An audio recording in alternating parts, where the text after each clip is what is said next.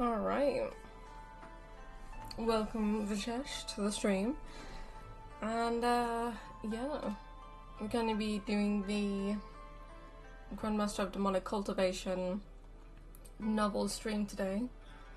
I haven't done it in like 3 weeks, so I have no idea where we left off, but I guess we'll soon find out, considering we're going to get straight into it in a moment. I just need to do some stuff on Star Rail real quick, just so that the daily stuff is done. And then I don't have to do it later on.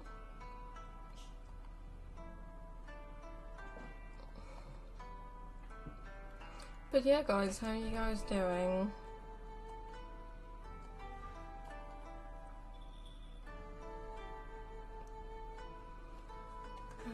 Oh, seriously.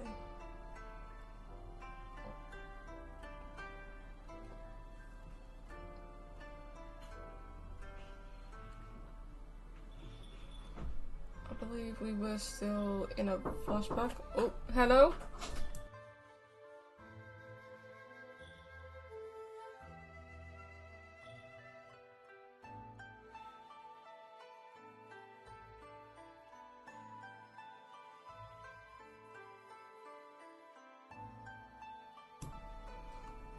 Flashback.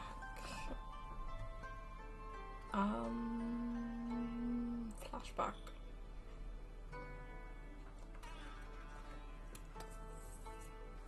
My room is becoming an oven because power cuts, but otherwise okie dokie.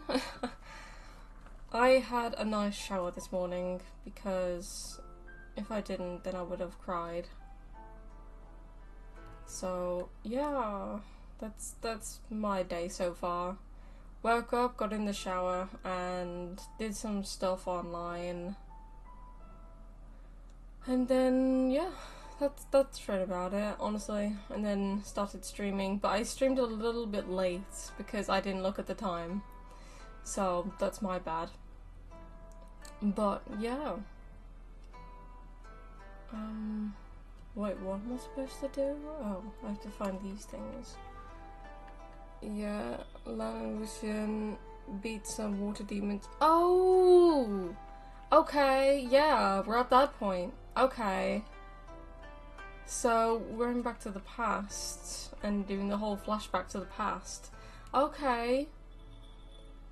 I know where we are now. I know what happens next too. And that's one of the reasons why he fitted so well with the demonic cultivation, because of this particular point. So, yeah.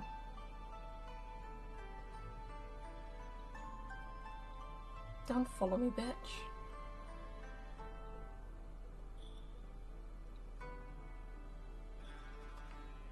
With booze.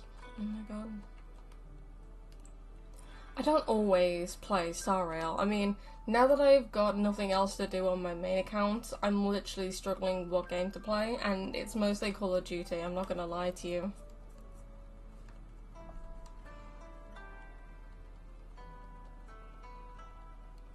I need to get back into Call of Duty because of Black Ops 6 coming out in October, late October.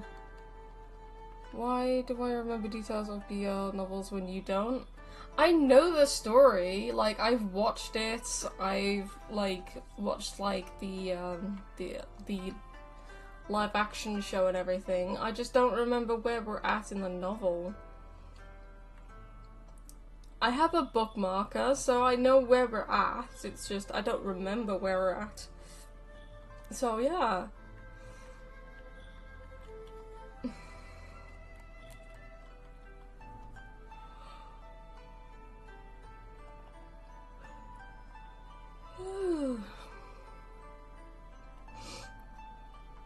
Okay, I'm just about done with Star Rail for the moment.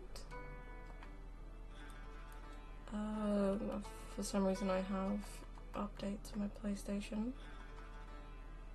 I'm not surprised everyone is leaving, but okay.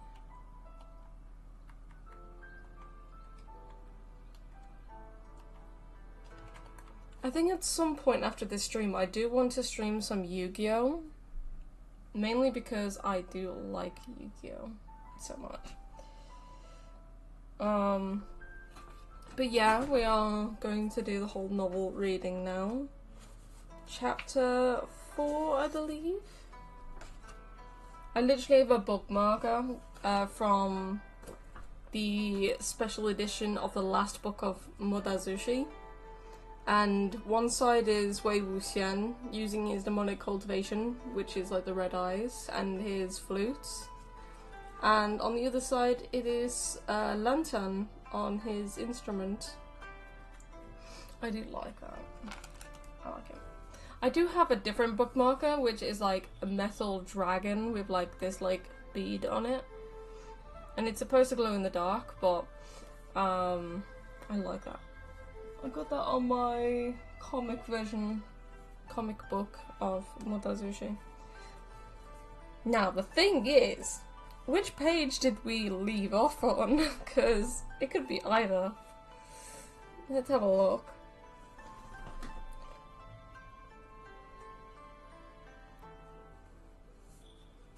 I think it's this page, honestly. Because I don't remember anything about sushi on this. And yes, I said sushi, but it's not sushi the food, it's sushi, the name. Okay, here we go. If my stream lags, I apologise. Over the other side, another vast black shadow sped past. Many sampans sped after it with nets. Yet nothing was captured. That's weird, Wei Wuxian commented. The shape of the shadow doesn't appear to be human, and it's constantly changing form. Suddenly long, suddenly short, from big to small. Lan-Chen, on the side of your boat. On Lan Wangji's back, Bi-Chen answered the call. It pierced through the water, and a moment later shot out of the river with a shrill shriek, drawing a rainbow streak. However, it had spared nothing. He gripped the sword, watching the water fixedly. Just as he was about to speak, the sword of a sect disciple nearby also flew out of its sheath, lunging towards a long black shadow swimming past in the river.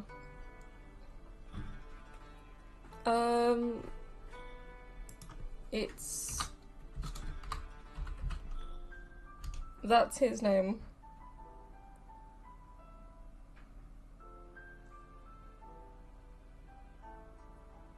Oh no, it's not. It's that, I think.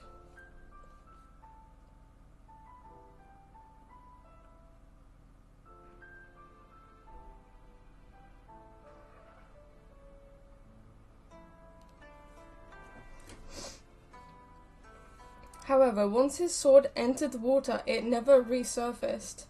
He promptly repeated with the sword hand seal to summon it back, yet nothing emerged from the depths. It was as if his sword had been swallowed by the lake and disappeared without a trace.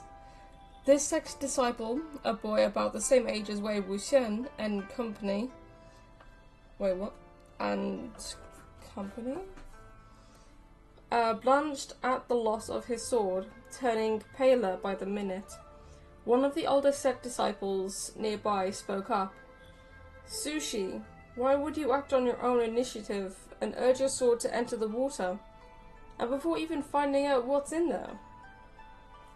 Though somewhat flustered, Sushi still appeared composed enough. Sir Ergonzer had also sent his sword into the water. He realized before he finished just how foolish he sounded. No one could compare to either Lan Wangji or the sword Bi-Chen. Lan Wangji should send his sword into the water when the enemy was still unknown and emerge unscathed, but others might not be able to say the same. Sushi's pale face flushed with a tinge of embarrassment, as if he had suffered some sort of humiliation, and he stole a glimpse at Lan Wangji. Lan Wangji didn't look at him. However, he was staring intently at the water. A second later, Bichen flew out of his sheath once more. This time, the sword did not stab into the water. Instead, the tip flicked and lifted a black shadow that was leaping past.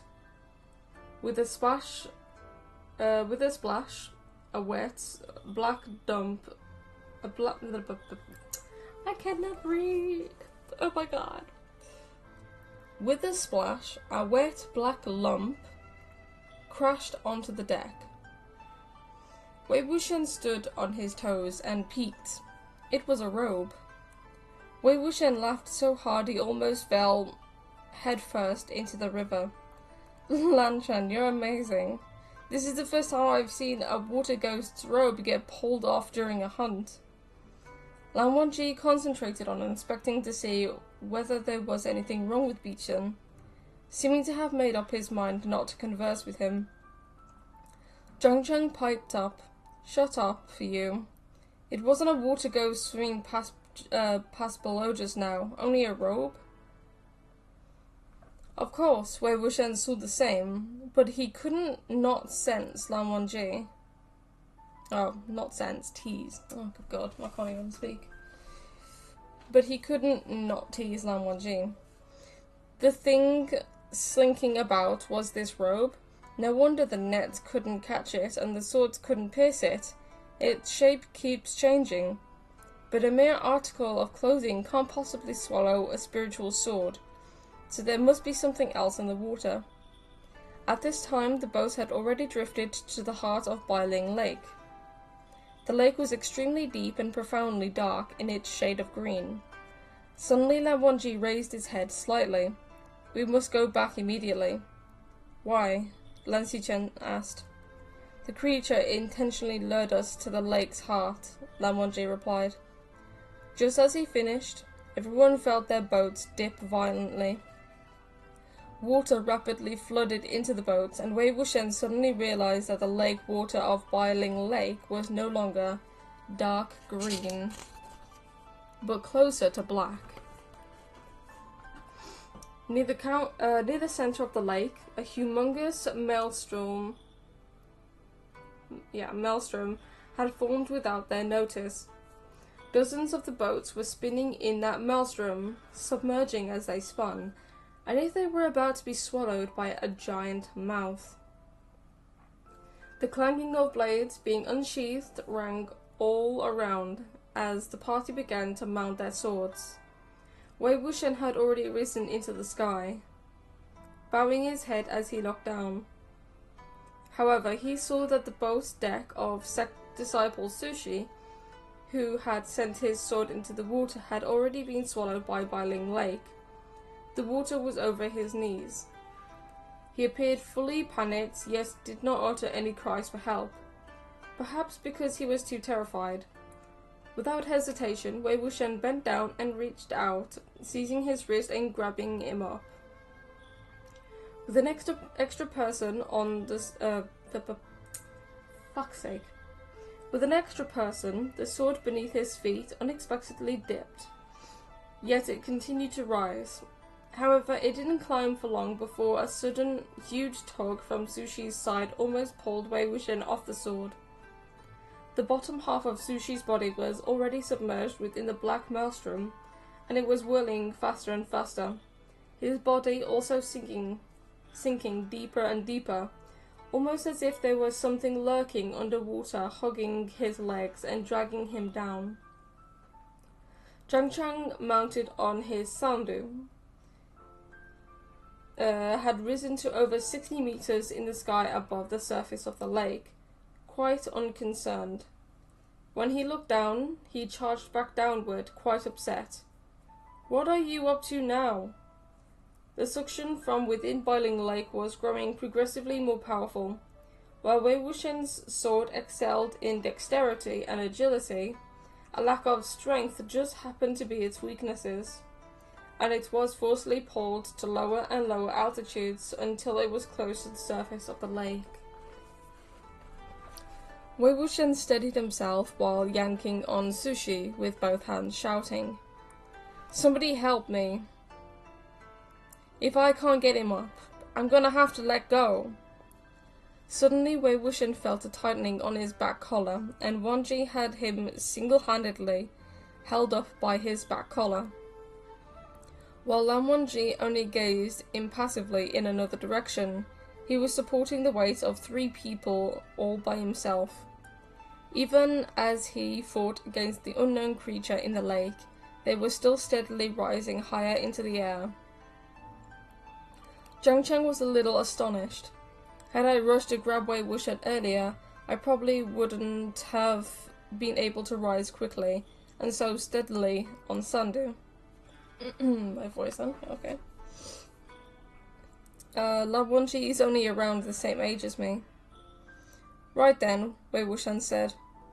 Lan Chen, the strength of your sword is pretty powerful, huh? Thank you, but why are you grabbing me by the collar? Can't you just hold on to me? It's very uncomfy like this. I'll give you my hand, just drag me. I do not touch others, Lan Wangji said coldly. Who's these others? We're so well acquainted now, Wei Wuxian said. We are not, Lan Wangji said. Wei Wuxian pretended to be hurt. Why are you like this? Zhang Cheng really couldn't stand it anymore and yelled. Why are you like this? When you're being dangled in midair by your collar, maybe talk a little less.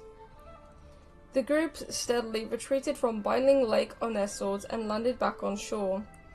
Lan Wangji loosened his right hand's grip on Wei Wuxian's collar and composed, turned around to face Lan Xichen. How long until the next chapter, I wonder? I don't remember.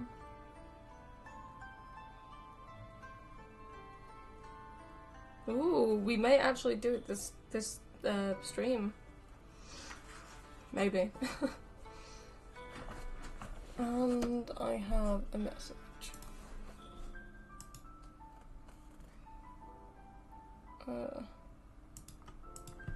I'm streaming right now.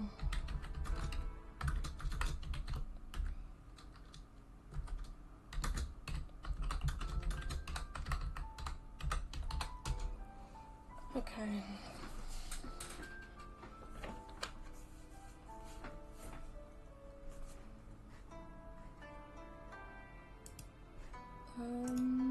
There we go. Oh, what have I done? What have I done? What have I done? Get off. Ah, shit. What have I done? And my computer, it is not working properly. Give me my computer back, please. Arigatou gozaimasu. Now would be a great time.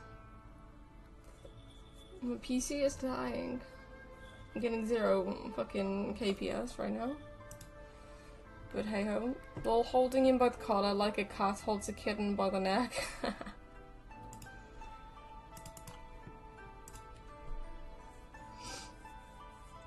He's most likely pulling him by the collar because if he pulled him by the hand, it would mean something more. And Lan Wangji thinks that Wei Wuxian would never commit to something so serious. Okay. It is the waterborne abyss. Lan Xichen shook his head. That makes things difficult then. Wei Wuxian and Zhang Chang understood the moment the name Waterborne Abyss was dropped. The most terrifying thing in Biling Lake and this riverway wasn't some water ghost, but the flowing current within. Some rivers or lakes, due to terrain or currents, often capsize boats or drowning the living.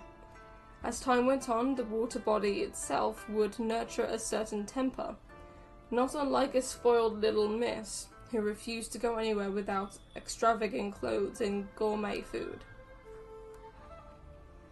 PC Tony needs to retire. Poor thing, he's still working in its 60s. Oh man. Well, once I get all my PC parts, it can then retire and then see how well it goes. Where was I? Here we go.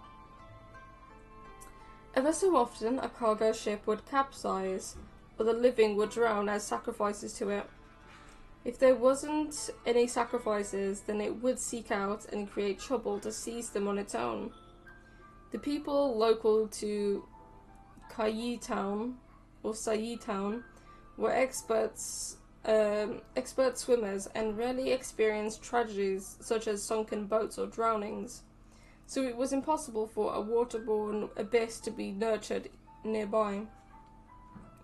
Since the waterborne abyss had appeared here, there was only one possible explanation. It had been driven here from elsewhere. Oh, my eye is killing me. I need to just sort out my eyes real quick.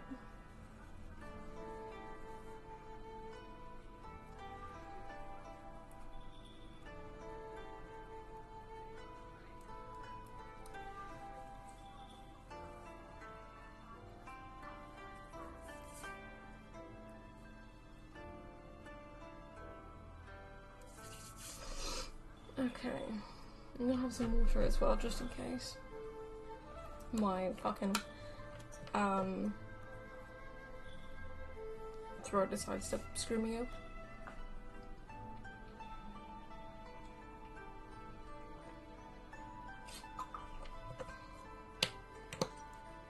You wear glasses? I do, just not for reading. I wear them out and about because I'm short distance, not long distance.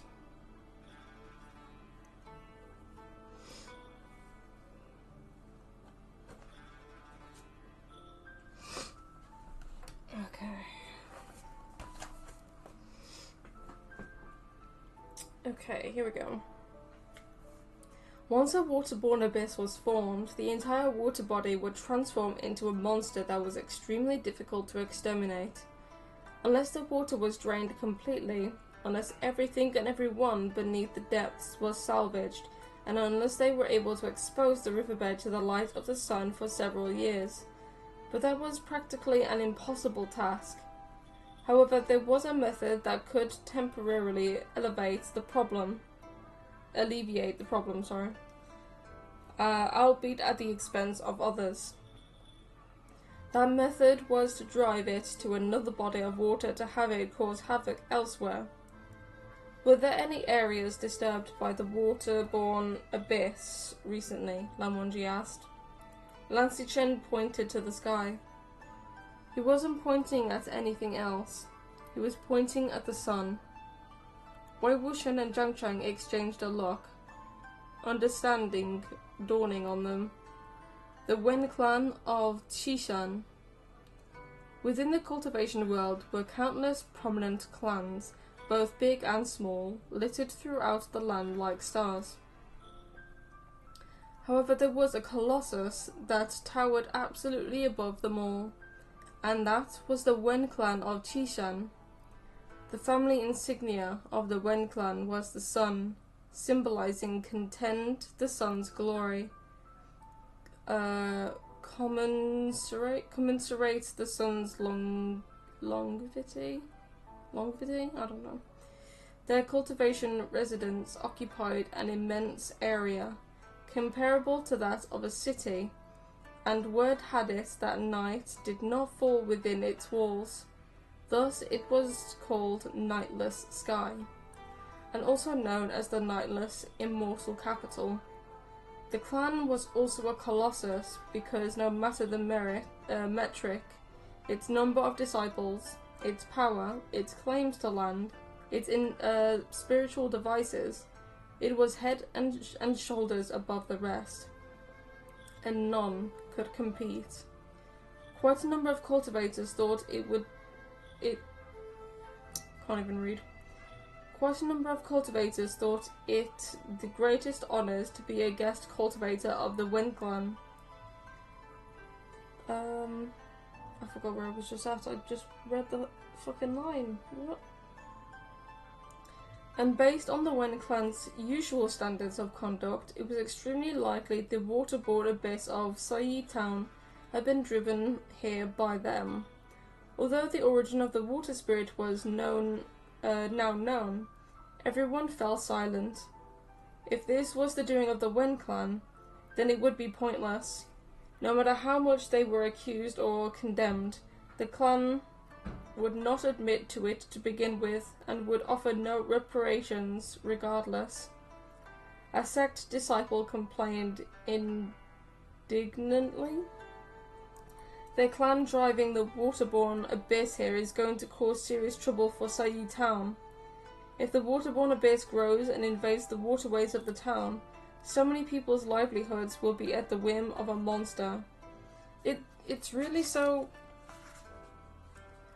To have others' messes discarded on their doorstep, the Lan clan of Gosu would surely face endless trouble going forward. Lan Xichen sighed. It's fine. Let's return to the town. They boarded new boats at the harbour and poled towards the more densely populated part of town. After passing under the arch bridge, the boats entered the waterways, and Wei Wuxian started acting up again.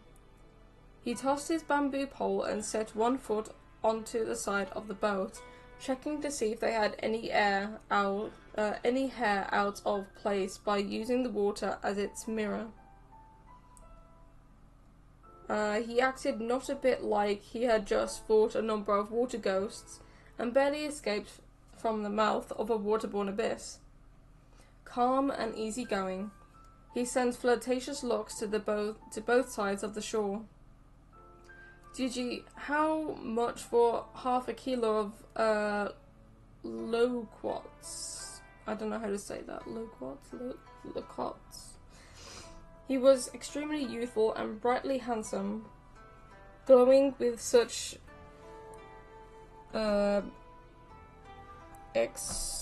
exuberance, I don't know, that he exemplified the frivolous peach blossoms that flowed away down the river.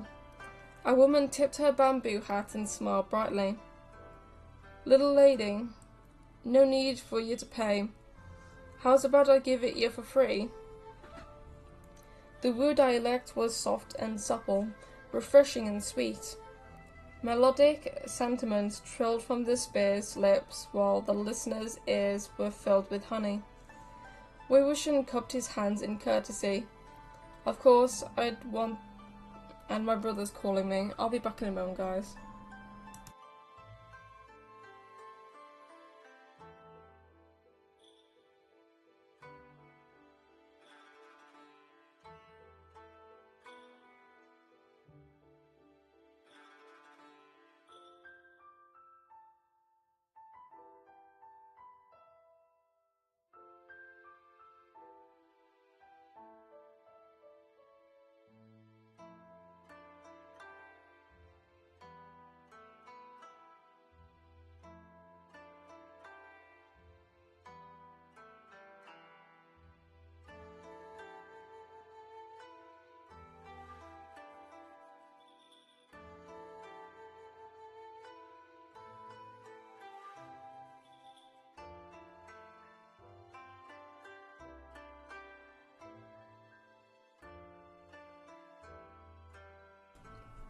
Okay.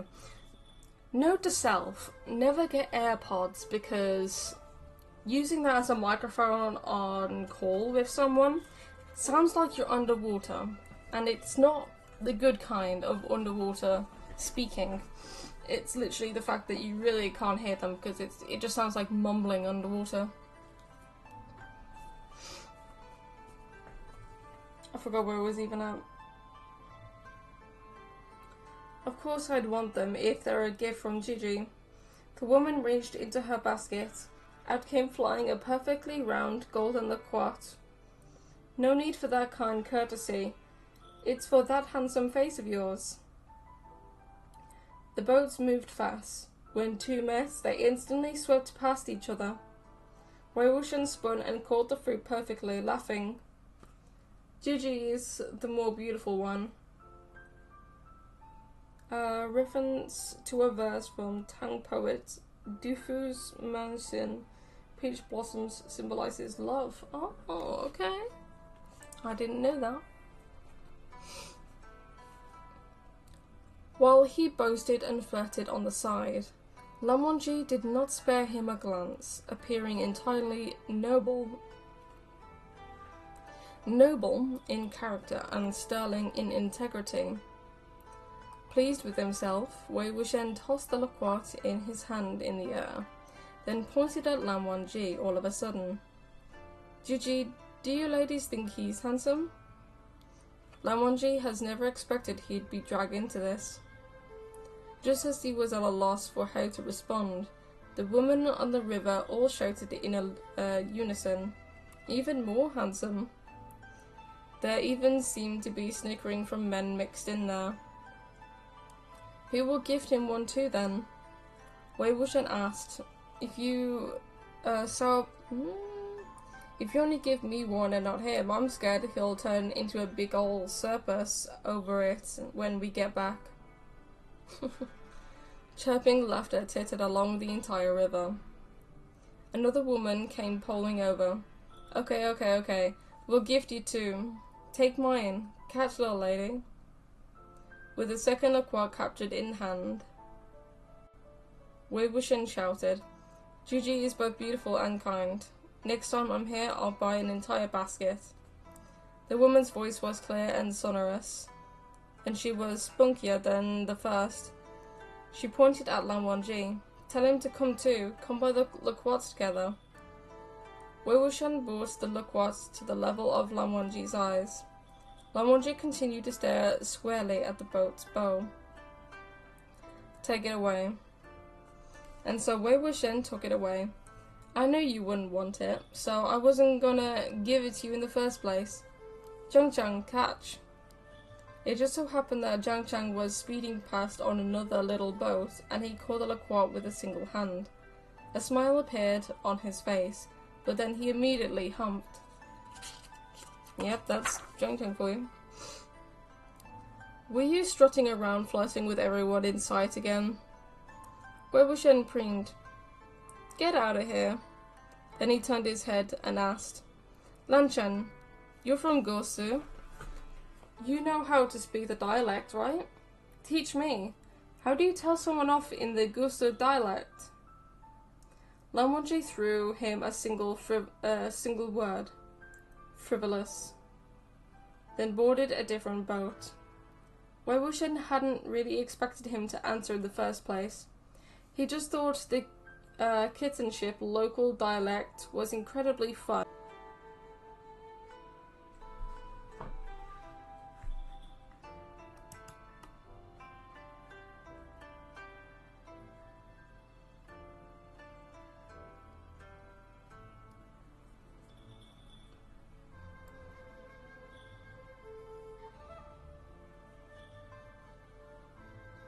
I'm going to repeat myself again. But have I ever told anyone I hate my Wi-Fi?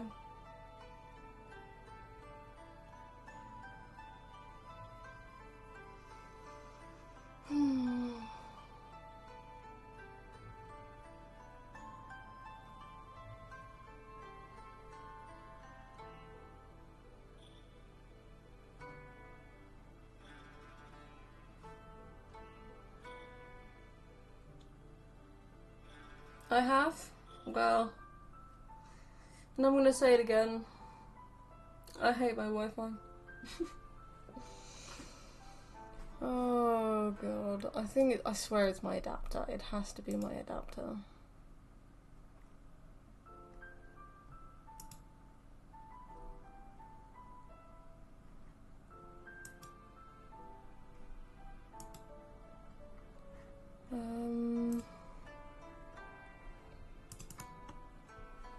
Okay.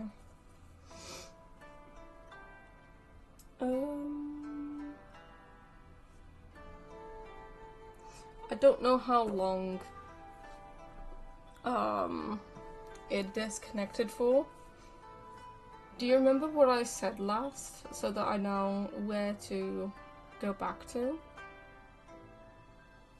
So I know where I last read, but I don't know where the stream last heard me.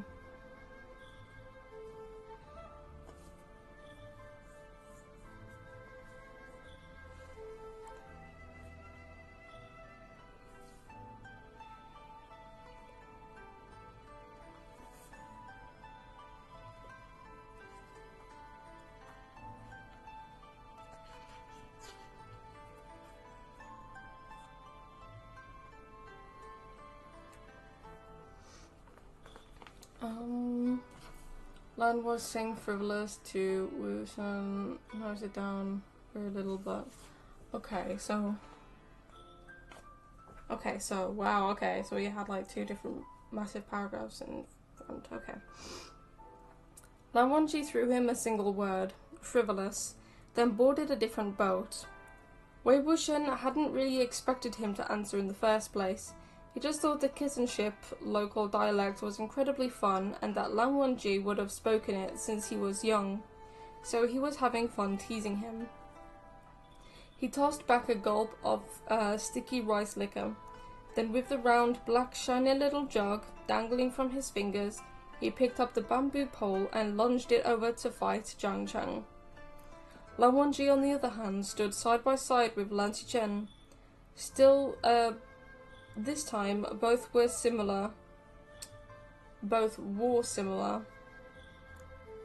expressions, each appearing laden with thoughts as they contemplated how to handle the waterborne abyss, and how to inform the mayor of Sai Town and the many follow-up arrangements to be made. But yeah, he declined. A heavily loaded cargo boat approached them from the boat's front, laden with baskets upon baskets heavily with golden liqueurs. Lan Wangji glanced at it and continued to look squarely to the front. Lan Xichen, however, said, "Shall we buy a basket of liqueurs if you want to try some?" Lan Wangji swept his sleeve and turned. "I do not." He so does. Then he boarded a different boat again. The thing is, if Wei Wuxian was more serious about liking Lan Wangji back then, and wasn't flirtatious with everyone else, and only him, I think he would be a lot more cooperative in that aspect.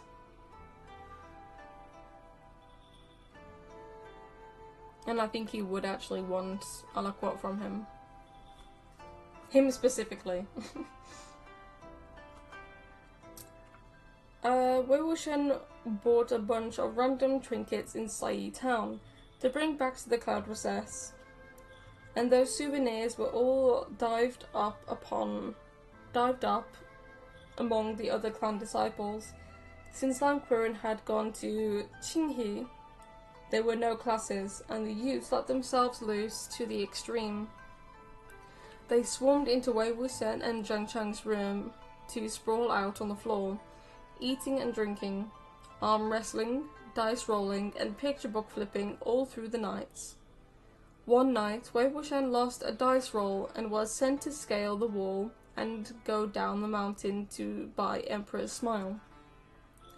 This time, everyone was finally able to get their fill of the gourmet liquor. Yet unexpectedly, before day even broke the next morning, when the floor of the room was still strewn with bodies, all sleeping like the dead, someone suddenly opened the door. The sound alerted a few people, still blearily-eyed, and saw Lan Wangji standing at the door with a face of frigid and ice, and instantly jolted awake. Ni Huasong pushed crazily at Wei Wuxian, who was sleeping with his head on the ground and his body twisted above him. "Wei Song! Wei Song!" After several shoves, Wei Wuxian asked blearily, Who else wants to go? Zhang Cheng? Well, let's go then. Like I'm scared of you." Zhang Cheng had drunk too much the night before and his head was still pounding. With his eyes closed, still laying on the ground, he grabbed the first thing he had and touched and hurled it in the direction of Wei Wuxian's voice. "Shut up." That thing crashed onto Wei Wuxian's chest, flopping as pages flipped. Ni Huasong looked to see that what Zhang Cheng had thrown at Wei Wuxian was one of his treasured, out-of-print erotica illustration books. When he looked up again and saw Lan Wangji's frigid gaze, he felt like his soul was going to leave his body. Wei Wuxian grumbled, hugging their book, and passed out again. Lan Wangji entered the room, seized Wei Wuxian by the back collar, picked him up, and hauled him by the door. Wei Wuxian was dragged thusly for a while, then stared blearily. Sun Lan didn't think Wuxian would be loyal. To be honest, with him flirting with everyone, I'm not really surprised. But the thing is, even though he flirts with everyone, it's mainly to just get what he wants, like food, liquor, and just to also tease Lan Wangji. My ultimate attack, free him. Oh my god. Zhang just throwing erotica everywhere. And then Wei Wuxian's like, I don't care, I'm just gonna go back to sleep and hug it. And then Lan Chan's like, I want to do these things with him, but I can't. And then just drags him out. Oh my god. For a moment before finally becoming somewhat awake, he twisted his neck back. Lan Chan, what are you doing? Lan Wangji didn't say a single word, dragged him onward without pause, and Wei Wuxian woke up some more. The other sleeping corpses also jolted awake one by one. When Zhang Chang saw Wei Wuxian had been caught by Lan Wangji again, he rushed out. What's going on? Where are you going? What's going on? What are you doing? I don't know why I said that. Lan Wangji looked back and enunciated each word, collecting punishment. Zhang Chang's mind was still slowed by drink and sleep. Only now did he remember the mess strewn on the ground in the room, recalling the countless cloud recess rules that had broken last night. His face froze. Lan Wangji dragged Wei Wuxian to the ancestral hall of the Lan clan of Gosu, where a number of older Lan sect disciples waited quietly. There were a total of 8 of them, 4 of whom held incredibly long sandalwood ferules in their hands. The ferules were densely carved with squared words, the very image of austerity? I don't know what that means. Seeing that Lan Wangji had dragged the penient over, two immediately approached and firmly pushed Wei Wuxian down. Wei Wuxian half knelt on the ground, unable to struggle, and asked, Lan Chan, you going to punish me? Yeah, the fuck? Lan Wangji only stared at him coldly, unspeaking. I won't concede, Wei Wuxian said. Just then, the other youths, who are mostly awake now, also came rushing over, but they were blocked outside the ancestral hall, unable to enter. They were anxious and helpless, and when they saw those ferules, also scared speechless. However, Lan Wangji lifted the hem of his white robe and also knelt next to Wei Wuxian. Wei Wuxian was greatly shocked at this sight and struggled to get up, but Lan Wangji shouted, Strike! Wei Wuxian gaped and quickly exclaimed, Wait, I can see it, Lan Chan, I was wrong. Ah! Their palms and the backs of their legs were beaten by the times. Lan Wangji did not require anyone to hold him down. His back remained straight as a brush from the start, kneeling in proper posture. Proper posture. Punishment already. Wei Wuxian, on the other hand, howled and wailed without reservation, and the disciples frowned as they watched, feeling their own flesh ache too. After the beating was over, Lan Wangji quietly stood up and bowed to the sect disciples inside the ancestral hall, then immediately left, showing no sign of having been wounded. Wei Wuxian was the complete opposite. After he was carried out of the ancestral hall on Zhang Chang's back, he whined non-stop the whole way. The youths surrounded the two of them like bees and buzzed. Wei Xiong, what happened exactly? Lan Chan wants to punish you, whatever, but why did he take a beating too? Wei Wuxian was draped on Zhang Chang's back and side and gasped. What a miscalculation. It's such a long story. Cut your nonsense. What exactly did you do? I didn't do anything, Wei Wuxian protested. I went down to buy Emperor's Smile after losing at dice last night, right? Don't tell me you ran into him again. Zhang Chang said. You got it, Wei Wuxian said. Don't know what's with my luck, but when I scaled the wall with Emperor's Smile, he caught me red-handed again. I suspect he really is keeping an eye on me every day. You think everyone has as much free time as you?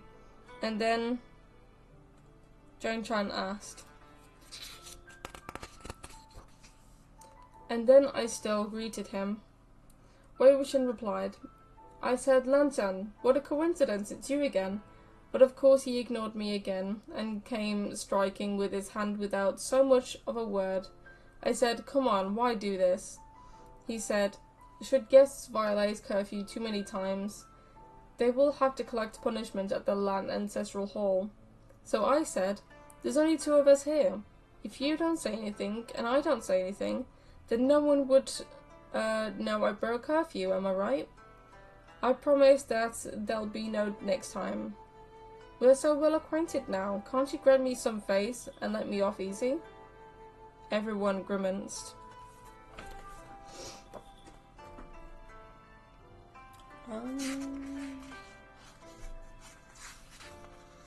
Ooh. Actually, how long is left? Okay, there's only those, okay. We could do that. I'm just gonna have a quick drink, real quick. But yeah, had to be punished.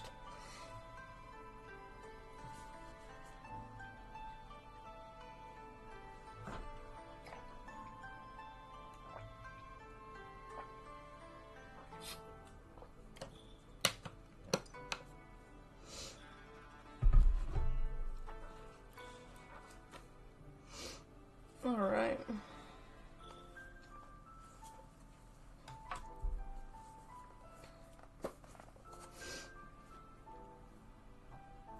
Wei Wuxian continued.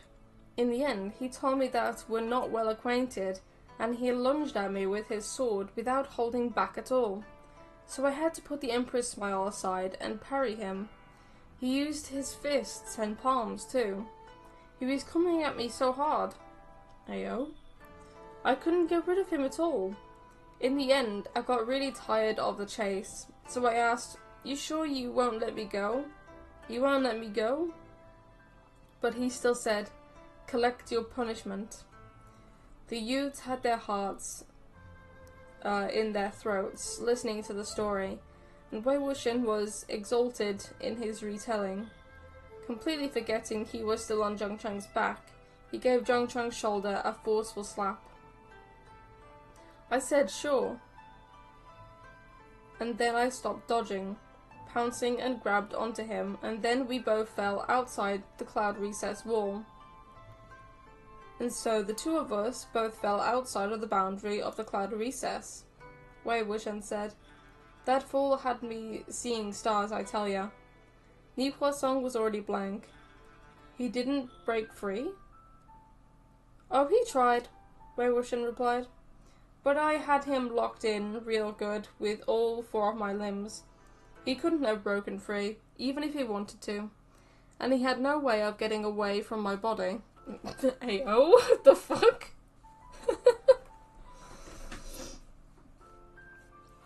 He went stiff on as a board. I'm not fucking surprised. How's that, Lan Chen? Now you're outside the cloud recess too. You and I have both violated curfew. Don't go and be strict on others, but not on yourself, yeah? If you punish me, then you have to punish yourself too. Everyone's equal. How's that? He looked ghastly after he got up. Wei Wuxian said, I sat next to him and said, don't worry, I won't tell anyone else. Only you, me, and the heavens and the earth know about this. Then he left without a word. Who knew he'd pull something like this off this morning? Zhang, walk slower, you're gonna throw me off. Spicy. Not only did Zhang want to throw Wei Wuxian off, but he practically wanted to bash his head into the ground and create a human crater. So fussy even though I'm carrying you. I didn't tell you to carry me, Wei Wuxian reasoned. Zhang flew into a rage. If I didn't carry you, I think you'd hang out at the ancestral hall all day, rolling around on the floor. I can't afford this embarrassment. Lan Wangji took 50 more strikes than you, and he walked away on his own, and you're not embarrassed? Pretending to be an invalid? I don't want to carry you anymore. Get the hell off. No, I'm wounded, Wei Wuxian said. The group were jolting about on the white stone path when they just so happened to run into a white-clad man passing through with a book in his hand and stopped in surprise. Lan Xichen smiled. What's happened? Zhang felt incredibly awkward and didn't know how to answer, but Ni Huasong rushed to respond. Xixinge, Wei Song was punished with over 100 strikes from the ferule. Do you have any medicine for injuries? The one in charge of punishment in the cloud recess was Lan Wangji. Plus, Wei Wuxian had been lamenting and wailing to those who were escorting him. His injuries seemed serious. Thus, Lan Xichen immediately came over. Wangji administered the punishment. Wei Gongzi cannot walk anymore. What exactly happened? Zhang was of course too sheepish to say it was because of something Wei Wuxian had done, and when they got down to it, it was the whole group that had edged on Wei Wuxian to go buy liquor. So the punishment should have justly fallen upon them all. He could only reply, it's nothing. Nothing that outrageous. He can walk. Wei Wuxian, get down now. I can't walk, Wei Wuxian said. He extended his astonishingly swollen red palm, complaining to Lan Xichen. Zuijin, your little brother is so harsh. Lan Xichen looked over his palm and said, this punishment was indeed a little too severe. I'm afraid it will take several days to heal, or perhaps more. Zhang hadn't realized the beatings were that severe. He exclaimed in alarm. What? Several days? His legs and his back were also beaten. How can Lan Wangji be like this? The last part had carried an unconscious tone of displeasure, and Wei Wuxian had already secretly given him a pat before he'd realized it. Lan Xichen, however, did not mind. He smiled. But it is fine. Medication won't be necessary. Wei Gongzi, let me tell you of a remedy that will have you recovered within hours. Nighttime, the cloud recess, cold spring. His punishments will only get harder, I bet. Yeah, I bet. Oh god. I can't imagine what kind of punishments he's gonna go through. Oh god, help him. Okay. Lan Wangji was soaking in the icy spring waters with his eyes closed, refreshing his spirit, when a voice suddenly whispered into his ear. Lanchan! Lan Wangji's eyes snapped open. Sure enough, Wei Wuxian was lounging upon the moss-green rock by the cold spring, grinning at him with his head tilted. Lan Wangji blurted out, How did you get in? Wei Wuxian languidly crawled to his feet and replied as he untied his sash. Zhuo Jun let me in. What are you doing? Lan Wangji demanded. Wei Wuxian kicked off his boots and spoke while undressing, littering the ground with clothes.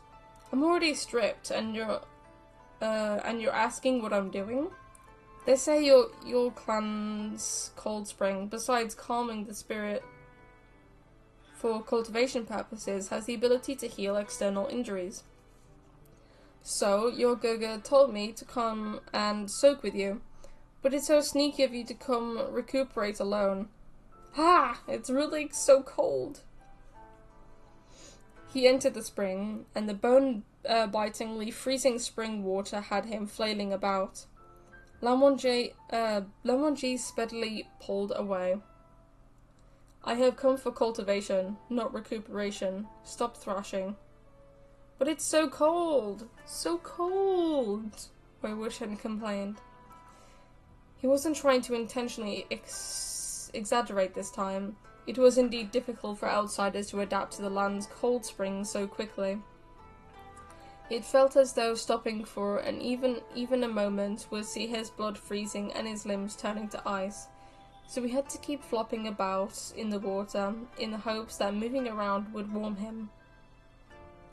Lan Wangji had planned on meditating properly here, but Wei Wuxian's flopping about had gotten him splashed with a face full of water, the droplets slipping down along his long lashes and ebony locks.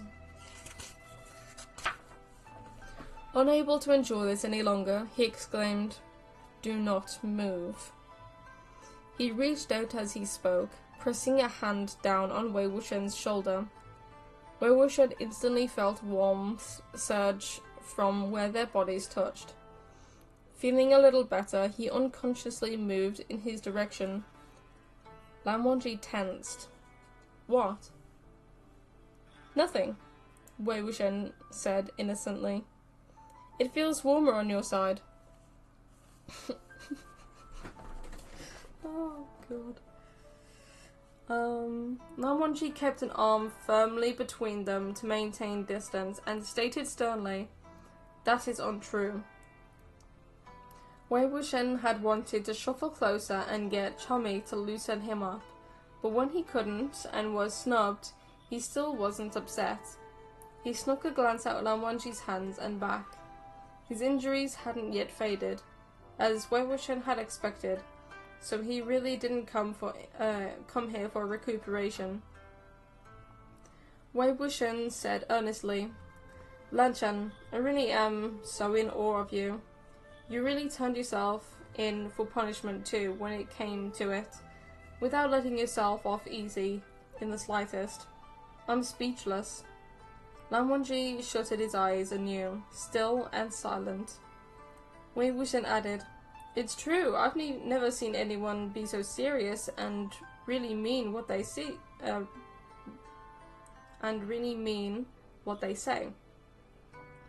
I could definitely never reach your level. You're amazing." Lan Wangji still ignored him. After getting used to the chill, Wei Wuxian started swimming around the cold spring. After swimming for a while, he still couldn't resist wading over to Lan Wangji. "Lan Chen, can't you tell what I meant by all that chatter?" "No," Lan Wangji replied. "You can't?" Wei Wuxian said, "I was complimenting you, trying to get chummy." Lan Wangji gave him a look. "What do you want?" "Lan Chen, let's be friends, yeah? We're so well acquainted now." "We are not," Lan Wangji said. "He doesn't want to be friends with you, you dumb idiot. He wants to be your boyfriend/husband. Fuck me. Wei Wuxian slapped the water. "It's no fun if you're like this. Really, there's a lot of benefits to being my friend. For example." Wei Wuxian swam to the side of the pond and leaned back on the moss-green rock, laying his arm over it. "I'm always very loyal to my friends. For example, any newly obtained erotica, I will definitely show to you first. Hey, come back! It's nothing if you don't want to look." "Have you been to Yunmeng? Yunmeng is a lot of fun, and Yunmeng's food is good too. I don't know if this is a Gusu problem or a Cloud Recess problem, but your food is awful. If you come out at the Lotus Pier, you can eat a lot of good food. I'll take you to pick lotus seed pods and water chestnuts. Lan Chen, will you come?" "Ayo." "No," Lan Wangji said. "Come on. Don't keep issuing rejections with negative words. It sounds so cold, Wei Wuxian said. Girls won't like hearing that. The girls in Yunming are particularly pretty. A different kind of beautiful from Gosu girls. He winked at Lan Wangji with his left eye and asked again, pleased, You really won't come? Lan Wangji paused for a moment, but still started to say, no.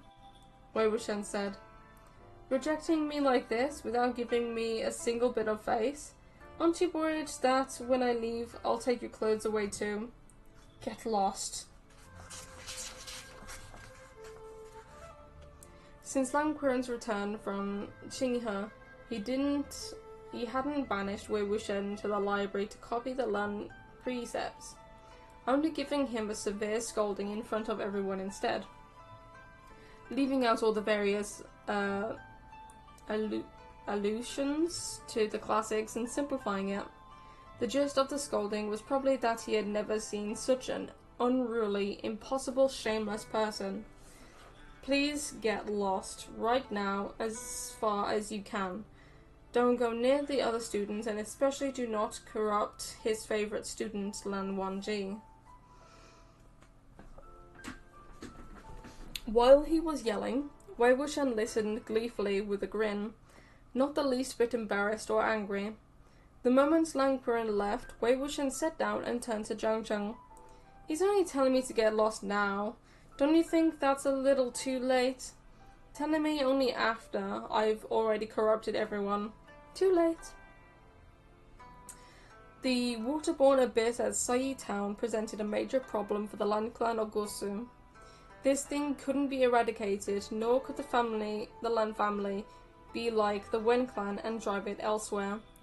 Over the years, the head of the Lan family had spent most of the time in secluded cultivation, so instead, Lan Qiren was expended all of his energy on the matter.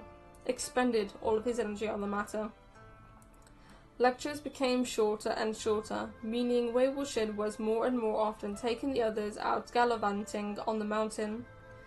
On this day, he was once again swarmed by 7 or 8 youths to go out.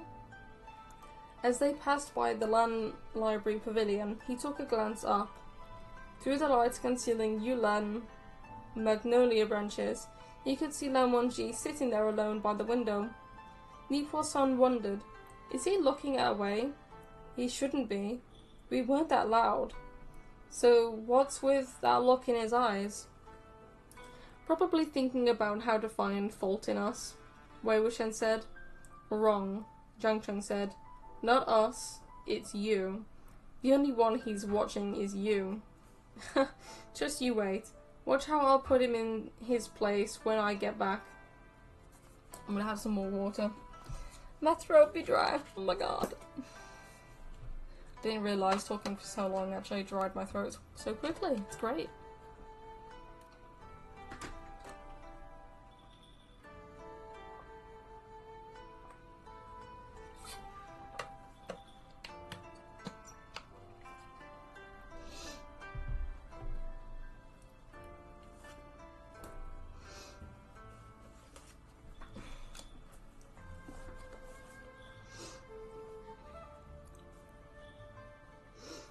Didn't you complain that he's too dull? That he's boring? Zheng Zheng said. So stop teasing him. Pulling a tiger's whiskers, breaking ground where Taisu presides. Both these idioms essentially meaning challenging or defying the Almighty. You're just asking for it every day. Wrong, Wei Wuxian said. It's precisely because a grown living person could be so incredibly boring that he's super interesting. It was nearly noon before they returned to the cloud recess. Lan Wangji sat poised at his desk, organizing the stack of papers he had just written. When he had heard a light creaking sound from the window lattice, when he looked up, someone had hopped in from outside the window. Wei Wuxian had climbed up the Yulan magnolia branches outside the library pavilion. He exclaimed exultantly, Lan Chan, I'm back! How about it? There hasn't been any script copying for days. Did you miss me? Lan Wangji was like an old monk entering deep meditation, seeing all as nothing. Also, I just realised, in this novel, when they was in the cold spring, it didn't mention his ear being red because he was trying not to be obvious that he likes him when he got near to him. Because in the animation, his ear does go red. So I'm surprised it didn't say it in the novel. An hour of continuous talking, my jaw, it would hurt. I don't remember where I was at. Okay. He was even somewhat dumb. Dumb? No.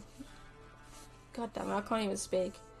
He was even somewhat numb as he continued to sort his little pile of book scrolls. Wei Wuxian purposely twisted the meaning of his silence and continued on. You don't even have to say anything. I know you must have missed me. Or why would you have been watching me from the window earlier? Lan Wangji immediately cast him a glance, his eyes filled with soundless condemnation. Wei Wuxian sat down on the window. Look at you, baiting without 2 words. You're too easy to hook, so easily upset. Leave, Lan Wangji demanded. If I don't, are you gonna throw me out? Judging by Lan Wangji's expression, Wei Wuxian suspected if he said one more word, Lan Wangji would really abandon what was left of his restraint and nail him dead on the windowsill. That context could be considered to be different in different ways to people. Where was it? He quickly said, "Come on, don't be so scary. I came to ask for forgiveness with a gift." A little bit of also insight, guys. Surprisingly, Wei Wuxian actually likes it when Lan Wangji gets angry. He even says it in a different scene. So, even at this very moment, that's one of the reasons why he likes to tease him more, is because he likes it when he's angry. Nailing him to the window can have different context. It can. It can. Lan Wangji rejected it without hesitation. I do not want it. Are you sure? Wei Wuxian asked. Seeing Lan Wangji's eyes grow guarded, he pulled 2 rabbits from his robes like he was performing a magic trick. He gripped them by the ears like he was holding 2 chubby round snowballs. Said snowballs were randomly flicking their feet. He delivered them to Lan Wangji. This place of yours is too weird too. No pheasants, but lots of wild bunnies. And they're not afraid of people. But what do you think? They're chubby, right? Want them? Lan Wangji watched them, unmoved. Fine, if you don't want them, then I'll give them to someone else. Food's being bland these days, Wei Wuxian said. Hearing the last part, Lan Wangji said, "Stop." Wei Wuxian shrugged. It's not like I left. Who are you giving them to? Lan Wangji demanded. To whoever roasts rabbit best, Wei Wuxian answered. Within the boundaries of the cloud recess, killing is prohibited. That is the 3rd rule of the Wall of Discipline, Lan Wangji said. Fine then, I'll go down the mountain, have the rabbits killed outside the boundary, and bring the meat back up for roasting after. You don't want them anyway, what do you care? Give them to me, Lan Wangji said, haltingly. Wei Wuxian started snickering, sitting on the windowsill. Now you want them? Look at you, always acting like this. The 2 rabbits were both plump and round, like 2 fluffy snowballs. One had eyes like a dead fish, languidly laying unmoved in its stomach on the ground. Its pink, triangular mouth moved lazily as it chewed lettuce. The other hopped up and down non-stop as if it had swallowed a fighting cricket pill, crawling and rolling all over its companion, wriggling and bouncing about incessantly. Wei Wuxian tossed them some more lettuce he had plucked from who knows where, and suddenly called out, "Lanchan, Lanchan! That active rabbit has stepped on Lan Wangji's inkstone earlier, leaving a black ink paw print on his desk." Lan Wangji didn't know what to do. He just pulled out a sheet of paper, contemplating with great seriousness how to wipe off the ink, and planned on ignoring him. But hearing the urgency in his voice, he thought something was the matter. "What is it?" "Look how they're laying on top of each other. What do you think they're... They are both male," Lan Wangji exclaimed. "Male? Well, that's weird," Wei Wuxian said. He picked them up by the ears again to check, then confirmed. "They're indeed male." "Oh well, I didn't finish what I was saying.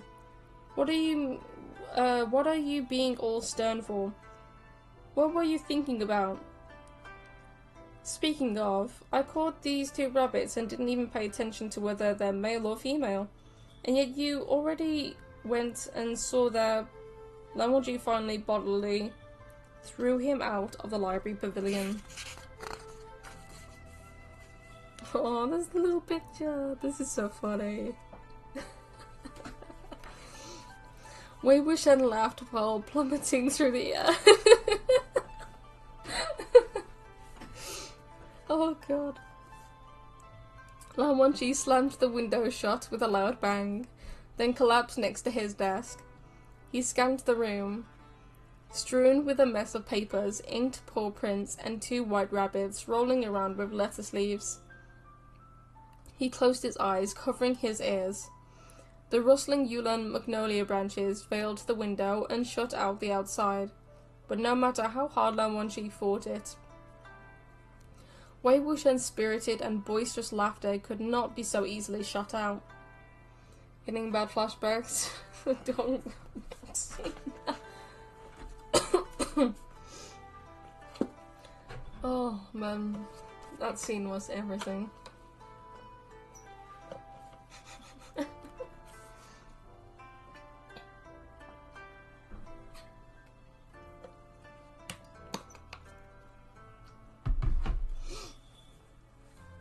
Oh, good lord.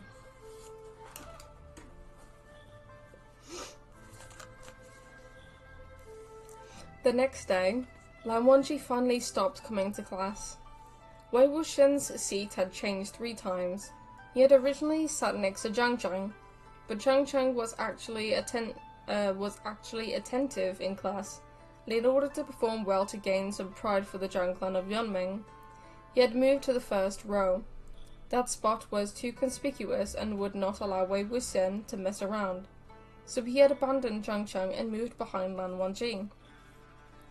While Lan Qiren gave lectures up front, Lan Wangji's upright sitting posture was like that of an ironclad wall, so Wei Wuxian was either sleeping to his heart's content or doodling wildly on paper.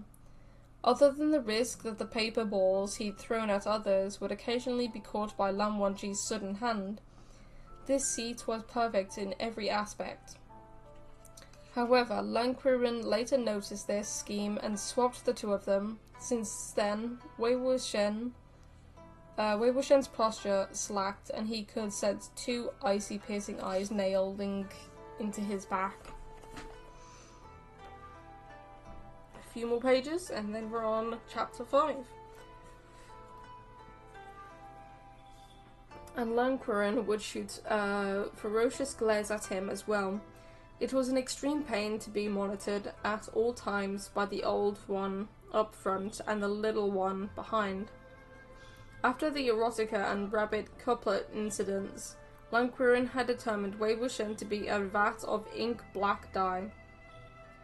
Terrified, his favourite student would be stained and or influenced by being so near him.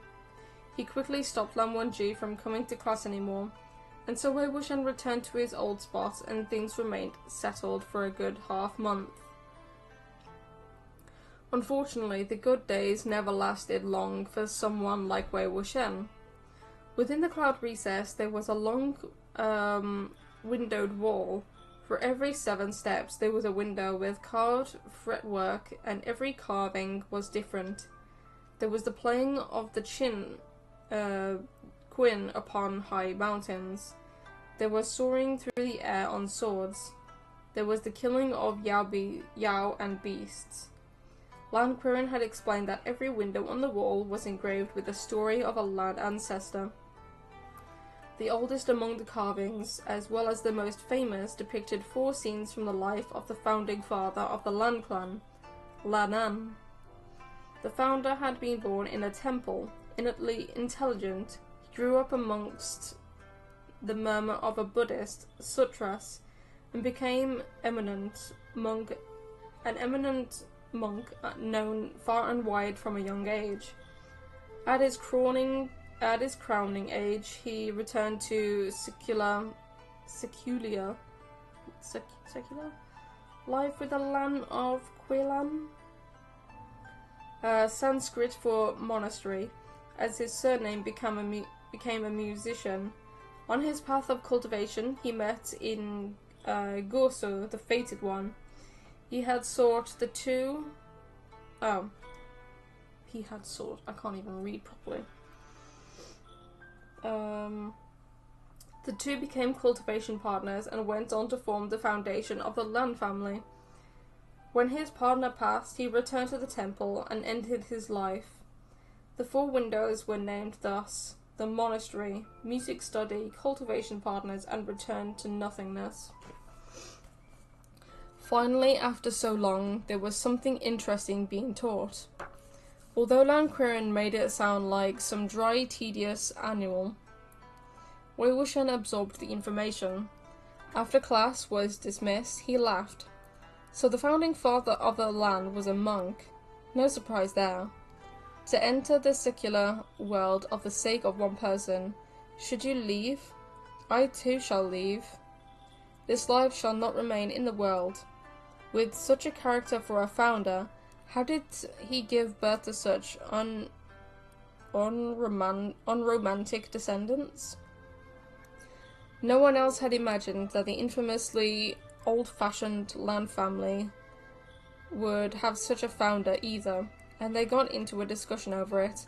As they talked, and topic veered off to the cultivation partners, and they began exchanging their thoughts on their ideal match, commenting on the girls of various reputable sects. Then someone asked, Zixuan Song. Oh, I'll be back in a moment, guys.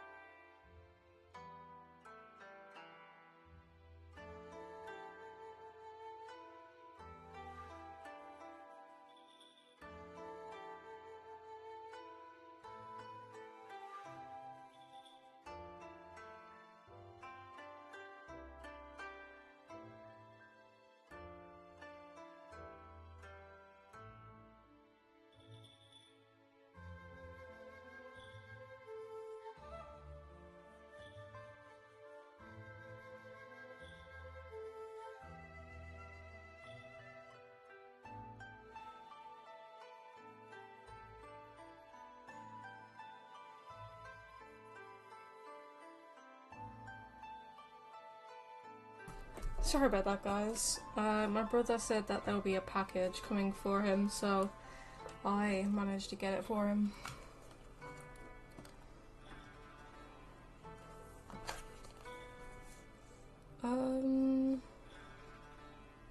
Okay. Then someone asked, Zixuan Song, who do you think is the best girl? When Wei Wuxian and Jiang Cheng heard this, they both looked to a youth sitting in front row of the orchid room.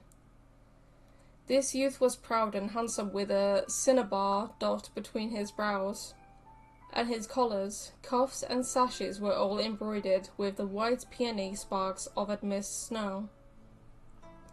This was the little young master the Jin clan of Lanling had sent, Jin Zixuan. Someone else answered, "Don't bother asking Zixuan Song. Don't bother asking Zixuan Song that. He already has a fiancé." So the answer is surely his fiancé. Having heard the word fiancé, Jin Zixuan seemed to purse his lips, looking a little unhappy.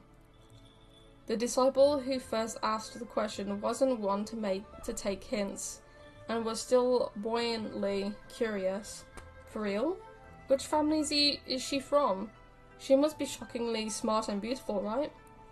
Jin Zixuan arched his brows. No need to bring this up again. Wei Wuxian suddenly cut in. What do you mean, no need to bring it up again? Everyone in the orchid room looked at him, surprised. Wei Wuxian had always been a happy-go-lucky soul, even when scolded or punished. He never got genuinely angry, yet now the hostility on his face was apparent. Furthermore, Jiang Cheng didn't chide Wei Wuxian for seeking trouble like he usually did, but sat next to him looking quite upset. Jin Zixuan said haughtily, "Is it so hard to understand what 'don't bring it up again' means?" Wei Wuxian sneered. "The words aren't, but is there something about my Siji that dissatisfies you? That's what I'm finding hard to understand here." If anyone doesn't know, Siji is, I think, sister or eldest sister or senior or something. Siji is his adoptive sister, basically, and Jiang Cheng's actual sister. So that's why they are not happy with why he's saying all these things about their sister. The others whispered among themselves. After some words were exchanged, they finally understood what was going on. Turned out, Jin Zixuan's words earlier had unintentionally prodded a huge hornet's nest. Jin Zixuan's fiancée was indeed Zhang Yanli, from the Zhang clan of Wei Ming. Zhang Yanli was Zhang Fengmian's eldest daughter and Jiang Cheng's elder blood sister. She had a moderate temper. Nothing exceptional, steady in speech, but nothing memorable. Her looks were above average, I would not say that, but her talents were nothing astounding. When you compared the beauty of the girls of various clans, she couldn't help but be overshadowed. She was the exact opposite of her fiancé, Jin Zixuan. He was Jin Gongxian's only legitimate son, and was outstanding in both looks and talent. In terms of Zhang Yanli's own qualifications, she indeed wouldn't normally have been a match for him. In fact, she would have no right to compete with the other girls of prominent clans at all. The reason Zhang Yanli had been able to become a betrothed to Jin Zixuan was because her mother was of the Yu clan of Meishan, a clan friendly with the clan from which Jin Zixuan's mother hailed. These two madams had grown up together and shared a strong friendship. The Jin clan was proud and courtly,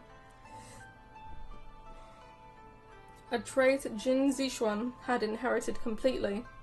With extremely high expectations for a partner, he had long since been dissatisfied with this engagement. Not only was he dissatisfied with the candidate, he was even more that his mother had decided his marriage entirely on her own. Inwardly, he'd become more and more resentful of the situation, having been presented with the chance today. He could take it, use it, and throw a fit. Jin Zixuan demanded back. Why don't you ask what exactly should satisfy me about her? Zhang Cheng shot to his feet. Wei Wuxian pushed Zhang Cheng back and stood in front of him, sneering.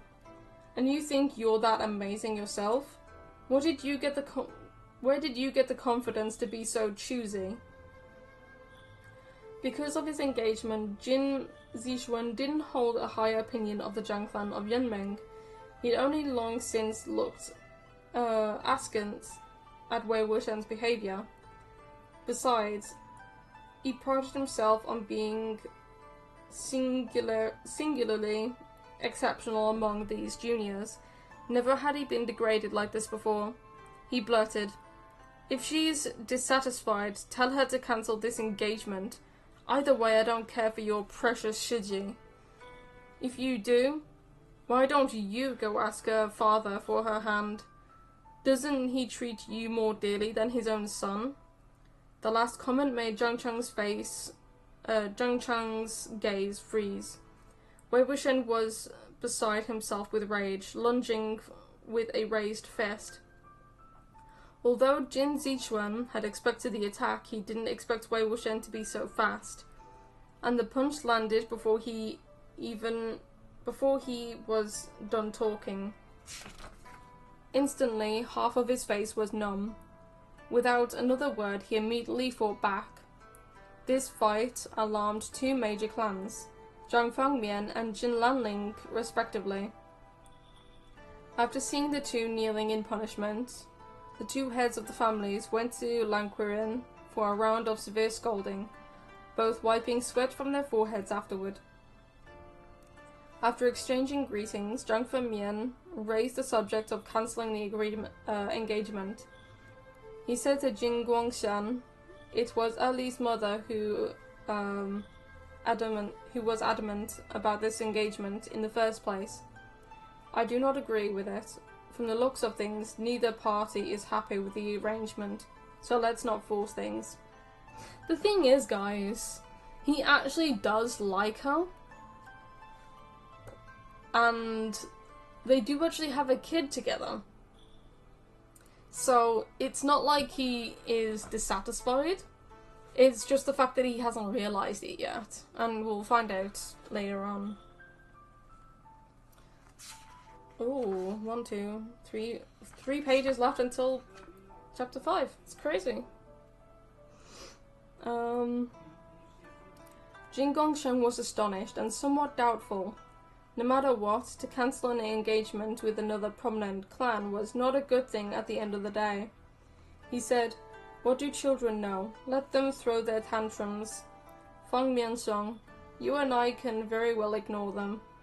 Jinsheng, although we can arrange their marriage, we cannot carry it out on their behalf." Zhang Fangmian said, "They are the ones who will be spending their lives together after all.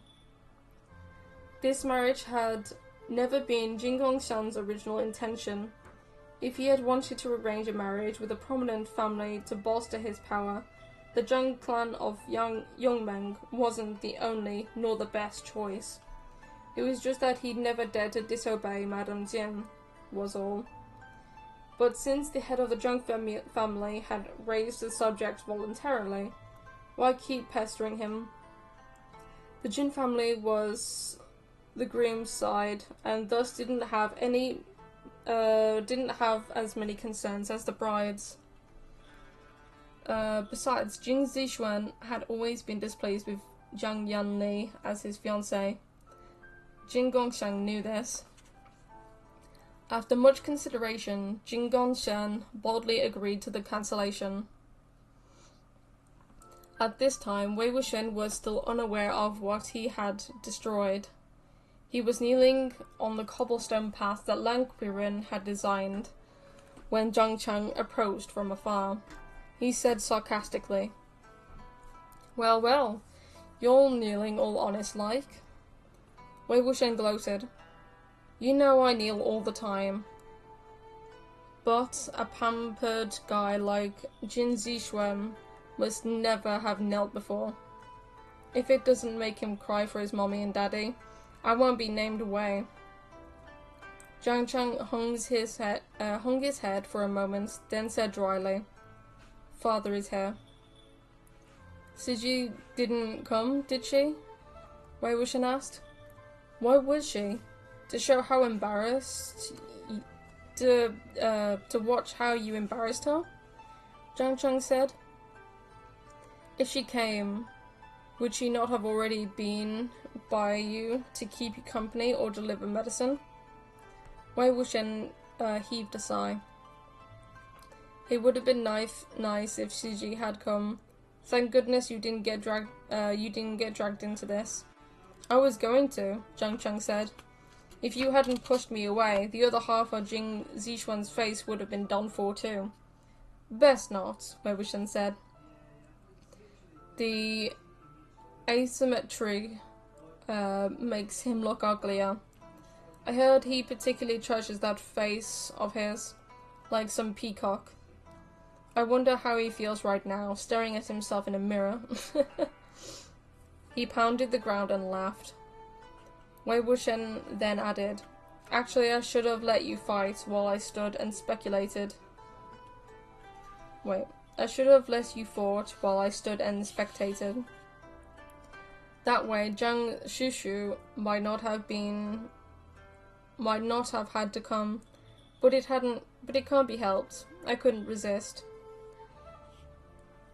Zhang Cheng humped and said softly, "You wish."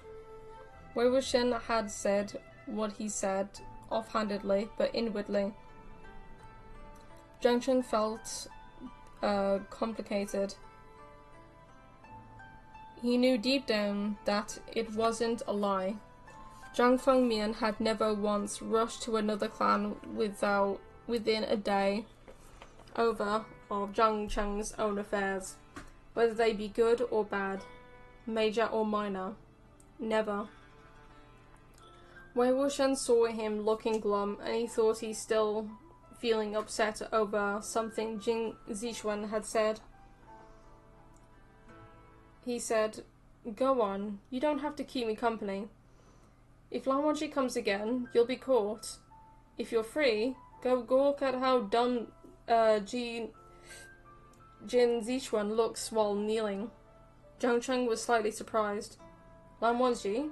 Why would he come? He still dares to come see you?" "Yeah," Wei Wuxian said. "I think it's mighty courageous of him to dare to come to see me too. It's probably just that his Shufu told him to make sure I'm kneeling properly though." Zhang Cheng instinctively felt a sense of foreboding. "Then were you kneeling properly at the time?" "I was at the time," Wei Wuxian replied. "But once he walked away for a bit, I picked up a branch and started digging a hole nearby. It's that mound right next to your feet. There's an anthill there. It took me a while to find it. When he looked back and saw me with slumped shoulders, he must have thought I was crying or something, because he came over to ask after me. You should have seen his face when he saw that anthill. I think you'd best get the hell back to Yunmeng," Zhang Cheng said. "I think he never wants to see you ever again." And so that very night, Wei Wuxian packed up and went the hell back to Yunmeng with Zhang Fengmian. And that concludes Chapter 4. Now we're on Chapter 5, The Sunny Pair. I forgot how many chapters there actually is. Chapter 6. Chapter 7. There's only 7 chapters.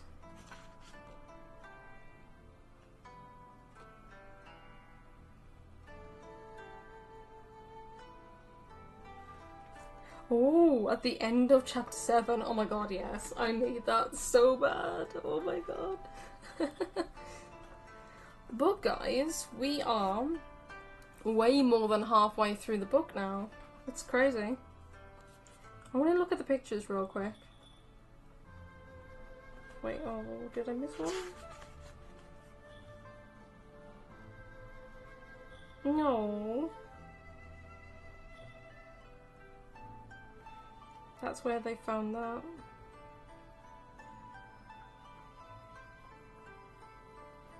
Whoa, wait, what? Wow, chapter 5 is really short.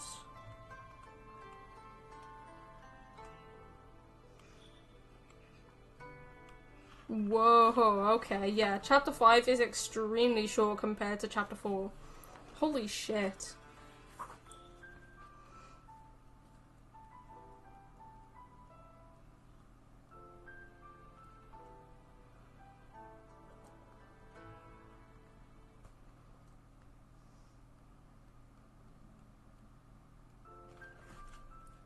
To be fair, chapter 5 and 6 are pretty fucking short compared to chapter 4. 5 and 6 are so bloody short, and then 7 is like the entirety of the fucking ending. And then it finishes there, so yeah. I think chapter 5 is extremely short. Chapter 6 is short, but a little bit more than chapter 5. And 7 is a bigger chunk. That's crazy. So this is volume 1 of 5 volumes, right? Yes. This is a 5-book series. If I remember correctly. I would get the books out to have a look, but yeah, everything is in the way, so I can't really do much about that. But yeah. Is there anything I need to do?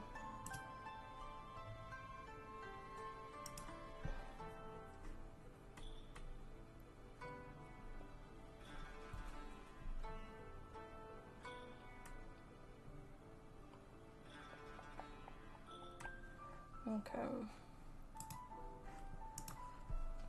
I'm just gonna pop to the loot real quick and I'll be back shortly, guys. BRB.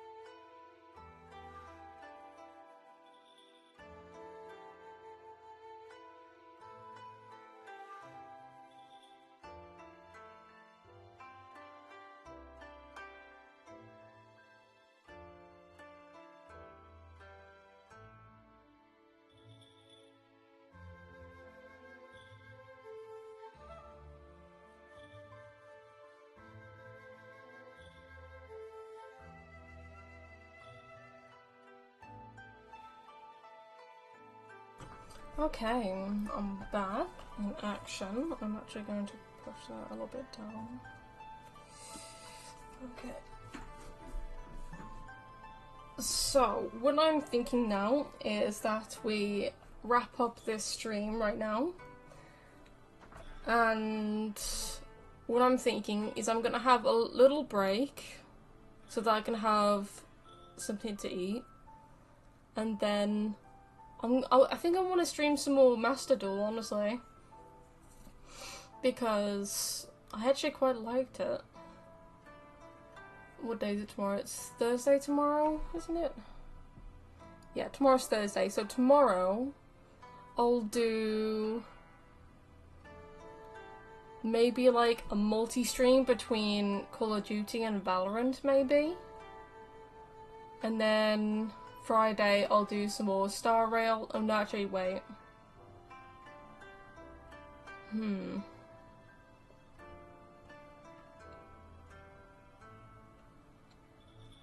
I don't know. I'll have to think, because I want to do a multi-stream on Sunday, and then Saturday I want to focus on Star Rail. So I don't know what I'll do on Friday. But yeah, I'm gonna end this stream right now. I'm gonna have a little break, and then I'm gonna re-stream doing some Yu-Gi-Oh! Master Duel, and seeing how well we do with the new deck, and see if we can get the last few cards in the deck. So I think that's the plan of action. So I hope everyone liked this stream, and we will continue on with the very beginning of chapter 5 in the next stream, which will be next Wednesday for the novel reading. And well, to be fair though, with how short the chapter is, I think we could be on like chapter 6 by the end of that stream, or maybe even like get through most of chapter 6 as well. So maybe we can get hopefully 2 chapters in one, and then finalize on chapter 7 on multiple different streams. So we'll see how far we go with that one. But yeah, I guess that's it for today, or at least for now anyway. I'll have a little break, not too long, because obviously work and everything, so might take like 15 to a 30-minute break, and then start streaming again and do some Master Duel. So I hope you guys enjoyed. If you want to go hear the other parts of the previous novel readings that I've done, there is a playlist on my channel, so if you guys want to go look at those, then by all means do so. But I think that's it. So I will catch you guys for the next stream later on, or in a short while.